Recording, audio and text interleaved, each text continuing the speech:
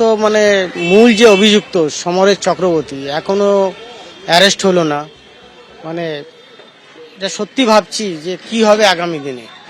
খুব চিন্তিত যে এত কিছু এভিডেন্স দেওয়া সত্ত্বেও কেন সে অ্যারেস্ট হচ্ছে না। তো মাননীয় মুখ্যমন্ত্রীর কাছেও আমি মেল করেছি, ডকুমেন্টসগুলো পাঠিয়েছি, ডিজির কাছেও পাঠিয়েছি।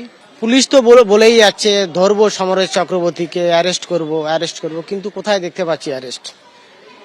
ঠিক আছে, যত সময় না অ্যারেস্ট হচ্ছে তত সময় আমি খুব চিন্তিত বা আতঙ্কের মধ্যেই আছি। হ্যাঁ, আতঙ্ক তো থেকেই যাচ্ছে, যেহেতু দেখতে পাচ্ছি যে কত বড় প্রভাবশালী ব্যক্তি যাকে এখনো পর্যন্ত অ্যারেস্ট করা গেল না। পুলিশ বলছে যে আমরা চেষ্টা করেই যাচ্ছি। তো পুলিশ এত চেষ্টা করে একজনকে অ্যারেস্ট করতে পারছে না, সেটা নিয়ে আমরাও চিন্তিত যে পুলিশ পাচ্ছে না, তাহলে আমাদের পরে নিরাপত্তার কি হবে। 3 দিন পার তোলাবাজিতে অভিযুক্ত তৃণমূল কাউন্সিলর সমরেশ চক্রবর্তী, বিধাননগর পুরসভার 9 নম্বর ওয়ার্ডের তৃণমূল কাউন্সিলর, যার বিরুদ্ধে প্রমোটার অভিযোগ করেছেন তিনি প্রচুর পরিমাণে তোলাবাজির যে টাকা চেয়েছেন সেই অভিযোগ।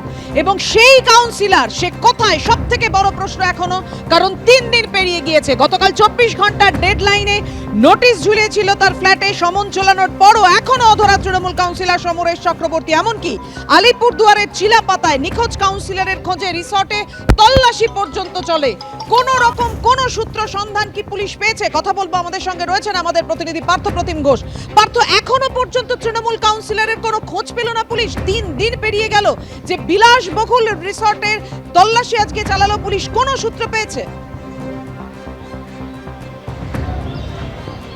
দেখো, বাগুইহাটি থেকে শুরু করে একেবারে উত্তরবঙ্গের চিলাপাতা ফরেস্টে রিসর্ট, সেই রিসর্টে তল্লাশি, সেই তল্লাশির পরেও কিন্তু 3 দিন পেরিয়ে গেল। তোলাবাজিতে অভিযুক্ত, খুনের চেষ্টা ঘটনায় অভিযুক্ত, অস্ত্র আইনে অভিযুক্ত কাউন্সিলর, বিধাননগর মিউনিসিপাল কর্পোরেশন 9 নম্বর ওয়ার্ডের কাউন্সিলর সমরেশ চক্রবর্তীর কোনো রকমভাবে কোনো কিন্তু হদিশ পুলিশ পায়নি।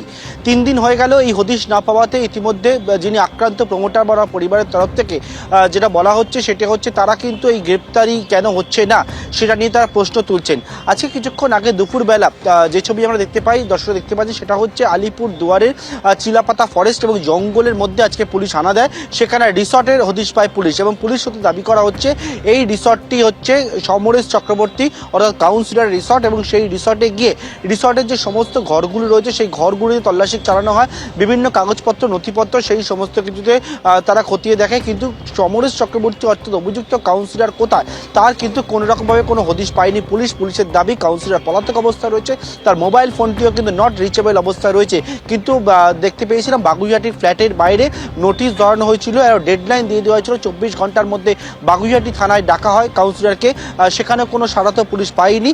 তার পরবর্তীকালে উত্তরবঙ্গে গিয়ে আজকের এই যে রেড, এবং সেখানেও কিন্তু কাউন্সিলর কোনো হদিশ পাওয়া যায়নি। এক্ষেত্রে একেবারে আক্রান্ত প্রমোটার এবং তার পরিবারের তরফ থেকে বলা হচ্ছে যে এই গ্রেপ্তারি কেন হচ্ছে না সেইটা নিয়ে পুলিশের ভূমিকা নিয়ে তারা প্রশ্ন তুলছেন। একেবারেই যে কথা বলছো তুমি পার্থ, যে পুলিশের ভূমিকা নিয়ে বড়সড় প্রশ্নচিহ্ন উঠে যাচ্ছে। কেননা 24 ঘন্টা পার হয়ে গিয়েছে সেই ডেডলাইন, যে আইনি নোটিশ ঝোলানো হয়েছিল, তারপরও এই অভিযুক্ত তৃণমূল কাউন্সিলর, তাকে কেন পুলিশ ধরতে পারছে না? প্রমোটারের কাছে বিপুল পরিমাণ টাকা চেয়েছে, 50 লক্ষ টাকা চাওয়ার অভিযোগ এবং বেধড়ক মারের অভিযোগ। কারা মারল?